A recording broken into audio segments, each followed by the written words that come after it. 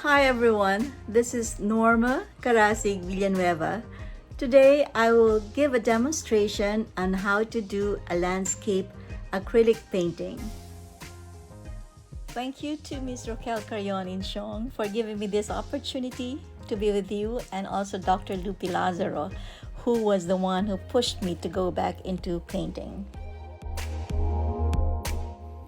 Initially, a student may want to have a palette, but if you just have a paper plate, that's okay, that's good to go.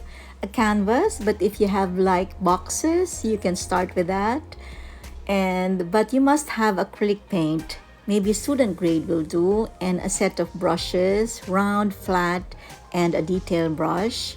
And you may want a fan brush, which is also useful, and this one is a rounded. And for big canvases, you can use the bigger kinds of brushes.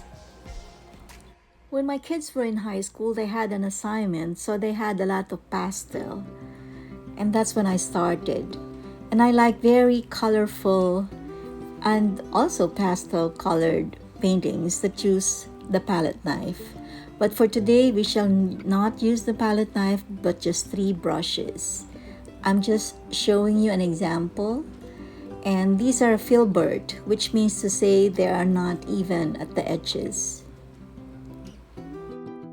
Thanks to artist Rick Balingan of Eshi Shack Art Cafe for this. I always have 2 tubs of water, and then I would always put my brushes at the beginning of the session in water so that they will be moist, ready for use.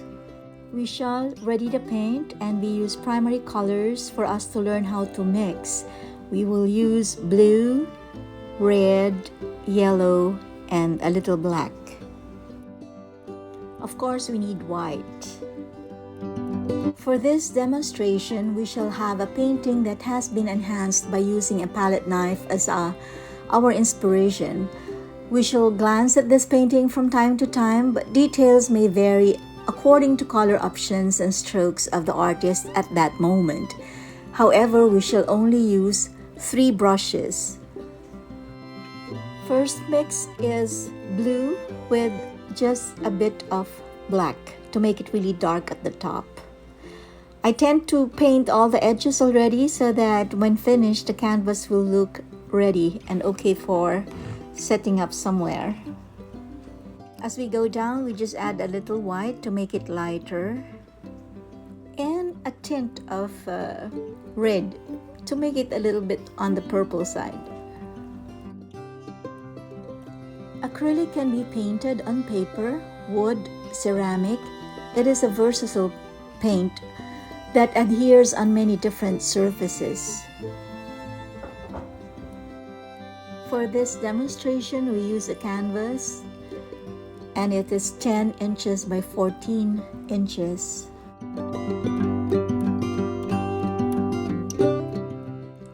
Oops! Then at this point, I remembered that I should have drawn or a sketch. It's just the 3 mountains, and to define the horizon.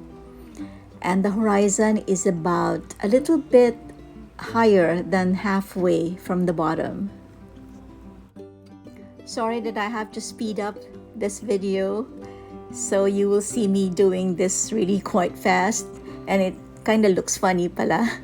But just so we save time on this demo.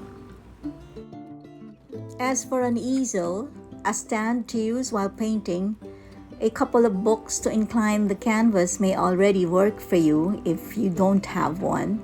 Should you like to buy an easel, then it's just about 300, 400, 500. The more expensive ones are up to 5,000.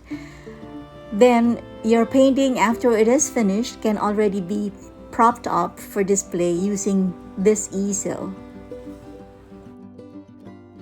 After drawing the mountains, then I am using just plain yellow to begin with to show the brightness of the sunset.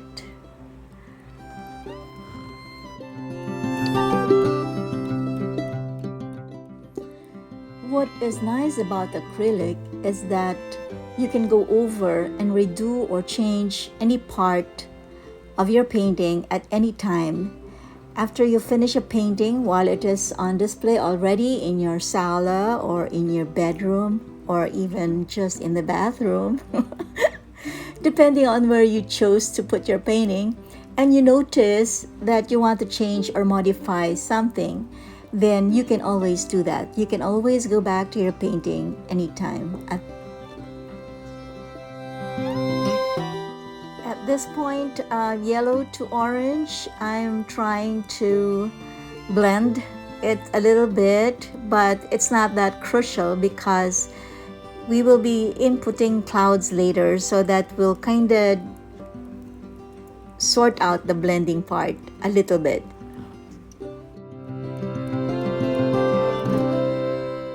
A painting is not a photograph.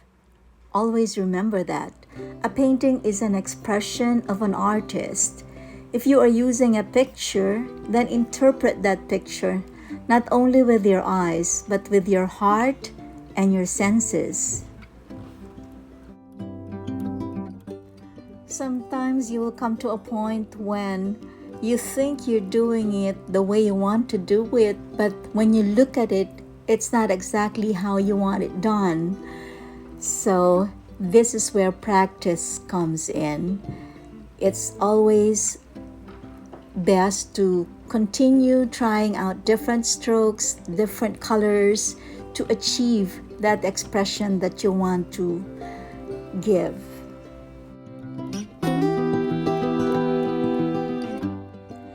I do believe that anybody can paint. You just need to know how to start. You tend to let this go when you are busy as a mom or a dad, or when you are caught up with daily needs. Somehow, a 3-hour session can remove everything else from your mind and you just focus on creating art. It is another form of meditation, actually, isn't it? At this part, we just continue to create that sunset sky, and we try to blend so that it's not like there are lines across the canvas. But as I said before, the clouds later will dispel this linear movement in the sky.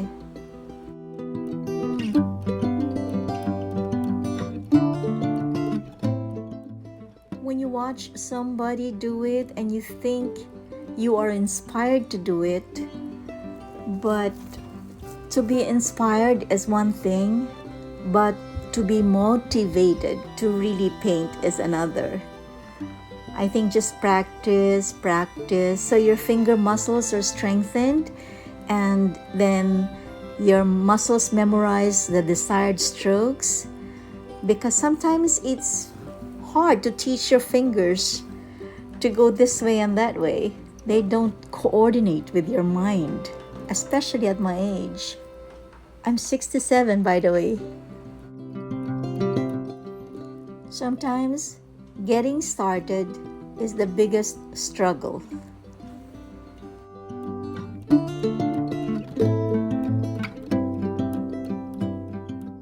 At this point, we shall cover the lower part of the canvas.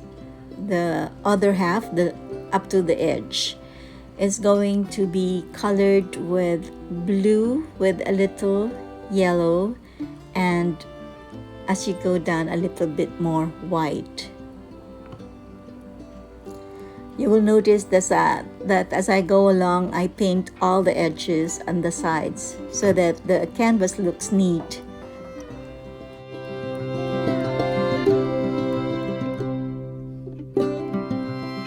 So we will allow this to dry.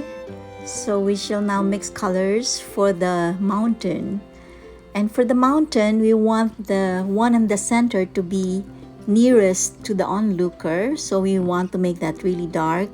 And then maybe the one on the left will be a little bit lighter. And then the one on the right will be even lighter. So that we create that 3D or a depth in our painting. You will note that I am using my left hand to help my right hand become steady as I paint.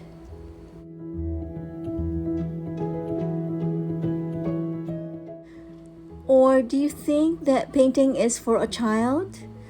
As I said, anyone can do it, but learning the skill is still a hurdle to undertake. As the old saying goes, practice makes perfect. A perfect painting may not be perfect for everyone. As long as the artist feels good and that an expression has been recorded in time, I believe the painter has succeeded in creating the perfect painting at that moment.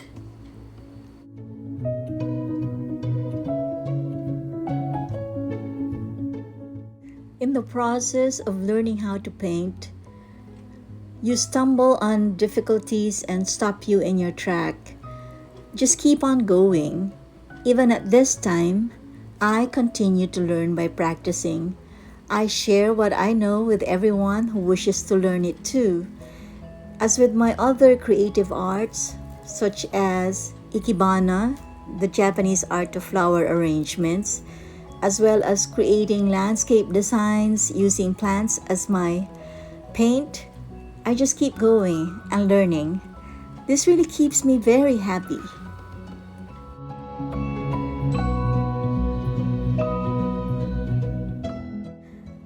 Whatever mixture I have for the center mountain there, I just added white to make it lighter.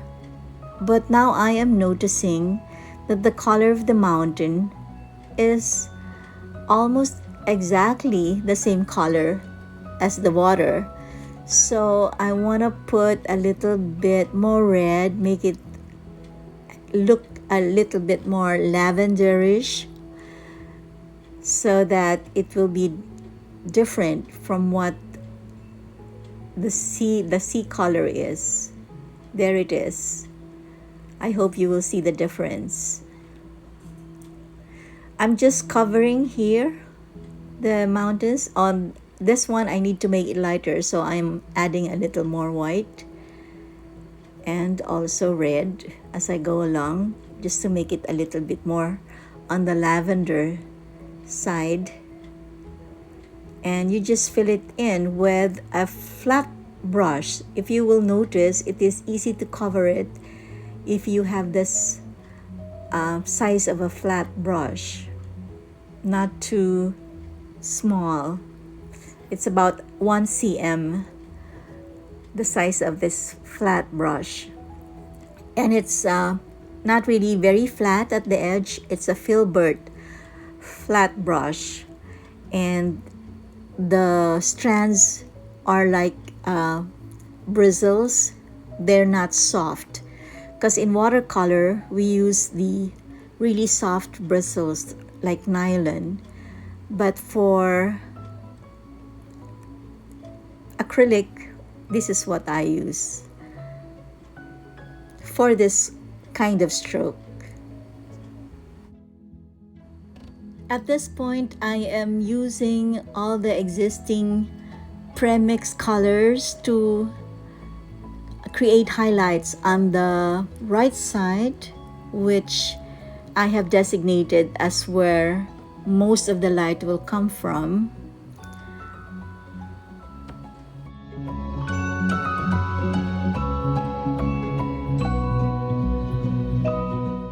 Now that the sky part is dry, I can start creating clouds using just plain white with a little teeny weeny bit of black, just to make it not glaring white.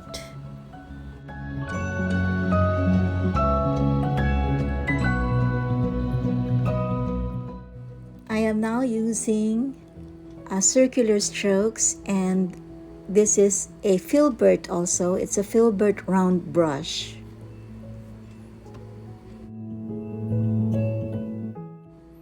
At this point, I am not even bothering myself to look at the inspiration painting that I am copying. I just let my mind go as to where this cloud could be and just play it by ear. Just do the clouds anywhere, everywhere that I feel like I should put them.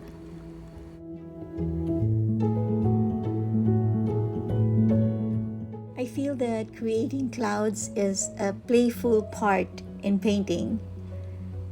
It's just so nice to see them form because there is no definite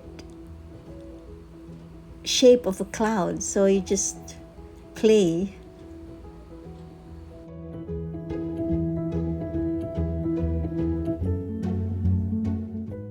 At other times, we can begin with a light gray at the background, purplish gray, and it becomes like some kind of a shadow, but we don't want to make the sky too busy, so we're just going with plain white.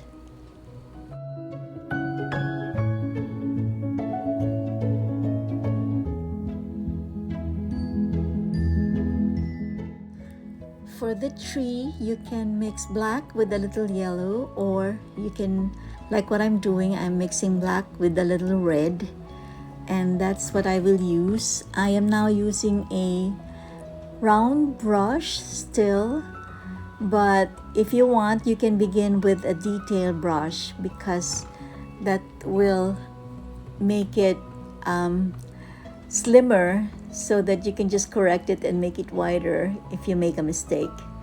Just let yourself go and don't be afraid to just, because we didn't put any sketch, so it's a freestyle thing here.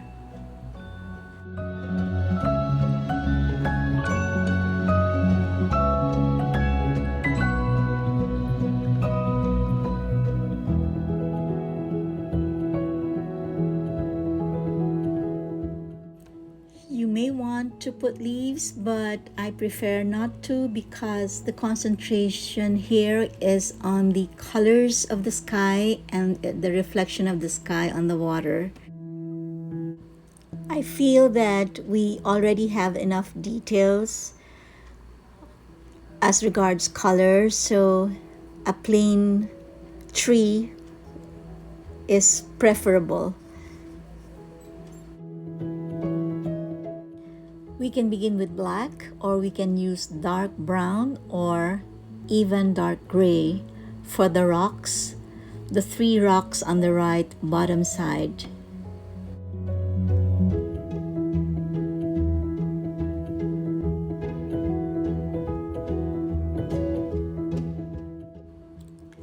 Don't be afraid to just make everything begins with a shape, like a triangle for the mountain, or a rectangle for the sea, or circles for the rocks.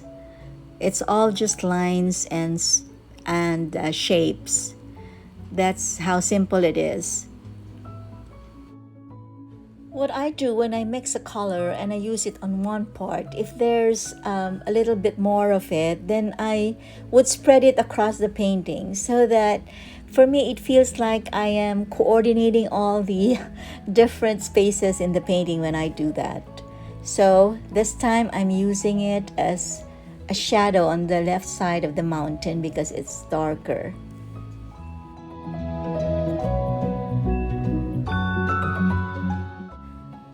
Acrylic is really a nice medium because I think it's healthier. It's because it's soluble in water. We don't use linseed oil or turpentine when we do oil.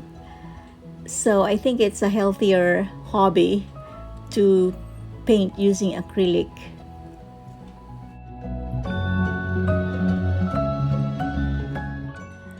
This is one thing I learned, that a backlight for a tree, you use lavender.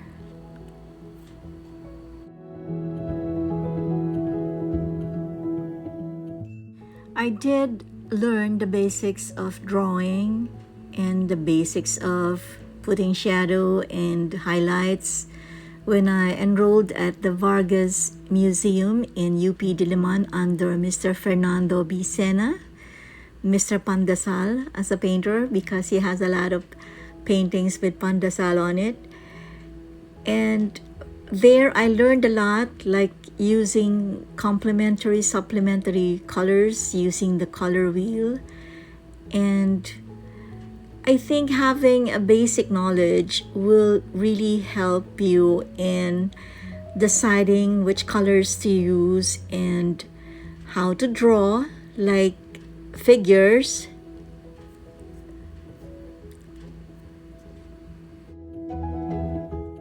For highlight on the right side where the sun comes from, I am using dirty white because with pure white I just added a tint of the whatever dark colors I had existing there.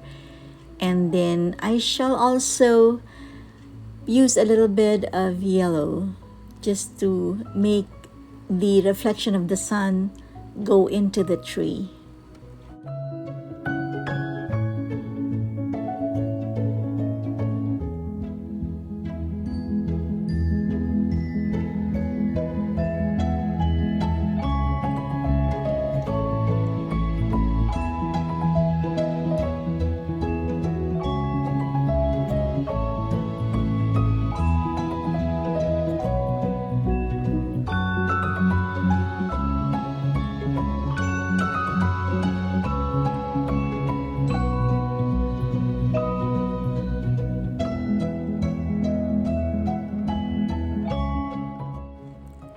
To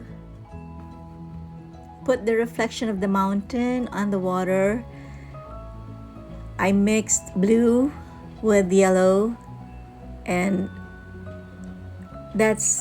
I will just use the brush, left to right strokes and right to left in sporadic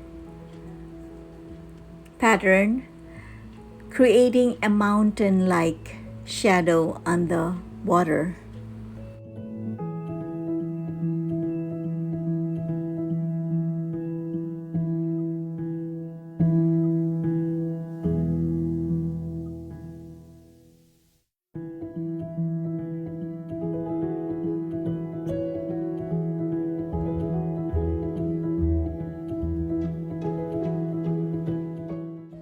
In here, you just dab it with a light pressure, very light pressure, so that it doesn't make a big smudge on the canvas.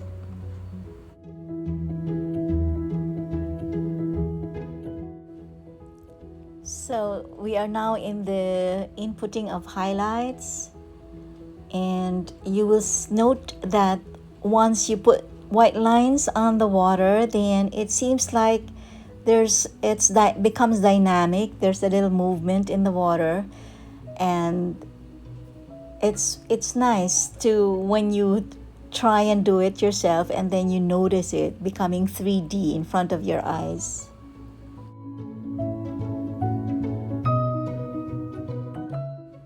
As you noticed, I also put in the reflection of the sunset in the water by using left to right strokes of yellow and orange. And now I mixed a little bit of yellow on black, and I am now beginning to draw some grass plants on the edge of the canvas using a detail brush and a mixture of black with a little yellow. So it seems like it's really just black.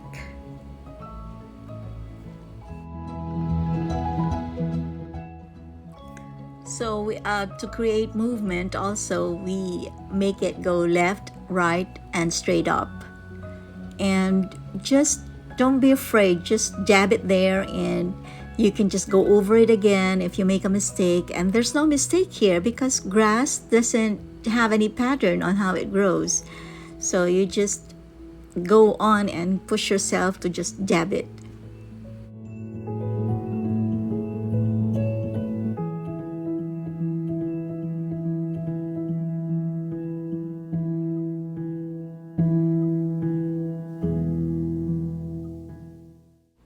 Notice that the same color I used on the grass, I will also input into the rocks to create a different, some kind of shadow on the rocks.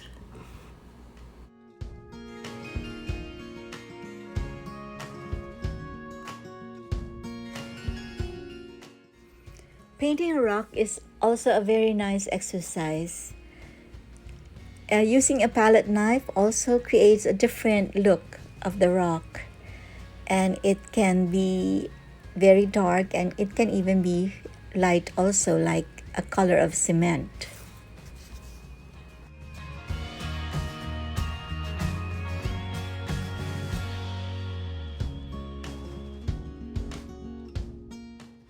Sometimes the first layer of paint doesn't quite cover the canvas as you would prefer, so you can repaint it. As I said, acrylic is very compromising. You can just redo it and the details will come better.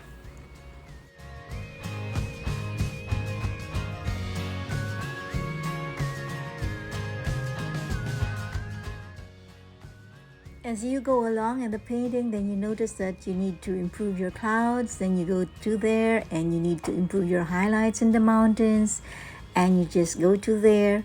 Anywhere that the canvas has already dried up, then you can go back to there, back and forth everywhere where there's a dry space that you can retouch.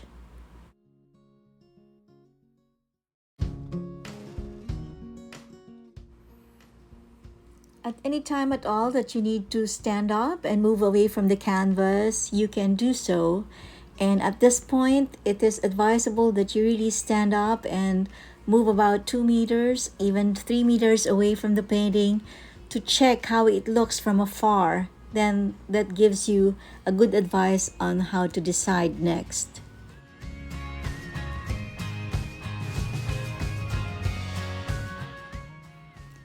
When you use a brush, then it just gives a very thin layer and it dries up very easily. But when you use a palette knife, then it really dries out quite longer because the palette knife puts in thicker layers of paint on the canvas.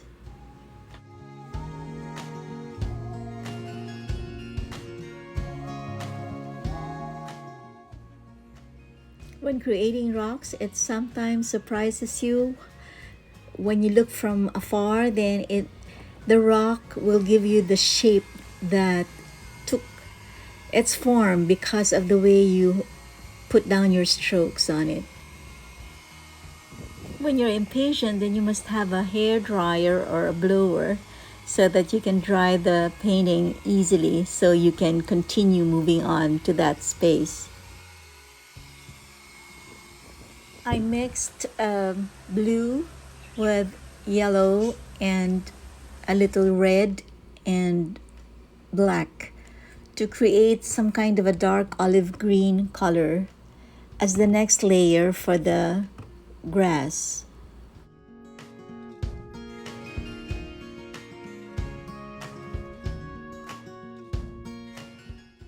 I would use the same green on the rocks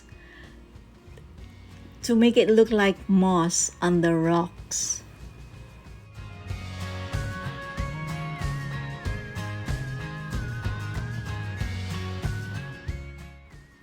The second layer gives you the opportunity to cover the in-between spaces.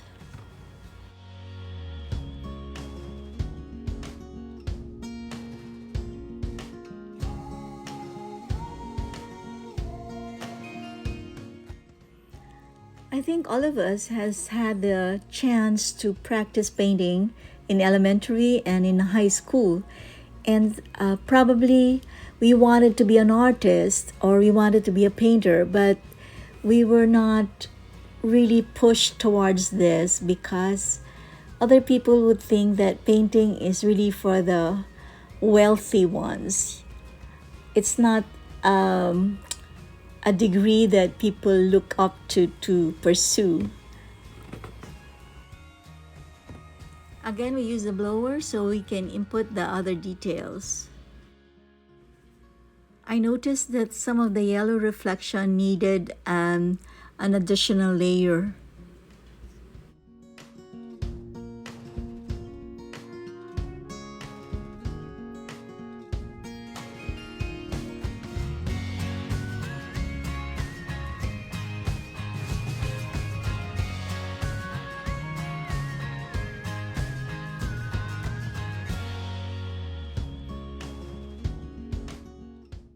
This is another fun part for me.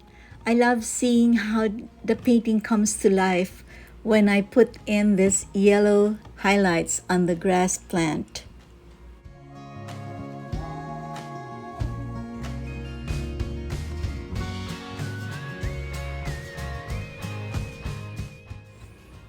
At the end, after we finish this painting, then you can decide whether you want to use the palette knife and add more highlights and details using the palette knife on this painting.